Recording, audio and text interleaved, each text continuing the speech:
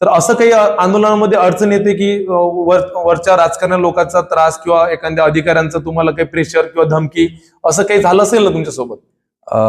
कधी काळी तर जेव्हा आम्ही उपोषण केलं होतं कर्जमाफीसाठी आणि दुसरं उपोषण केलं होतं गोरगरिबांना घरकुल मिळण्यासाठी, वरून तर सांगितलं होतं की उपोषण थांबवा, उपोषण करू नका, त्यांचं काम असते ते प्रेशर टाकणे.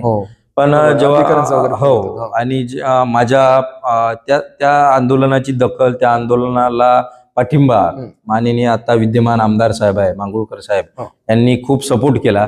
माननीय सतीजितदादा तांबे आमदार विधान परिषद यांनी सुद्धा मदत केली आणि राहुलभाऊ ठाकरे हे सुद्धा मदत करतात आणि दखल घेतात.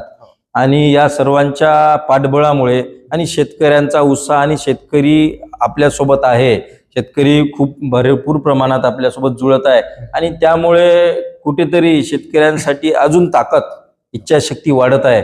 त्याच्यामुळे उपोषण असो, आंदोलन असो, यात कठीणाई आणि दोन्ही बाजू येतात, पण आपल्याला शेतकरी शेतमजुरासाठी धावायचा हे आपण निश्चित केलेलं आहे.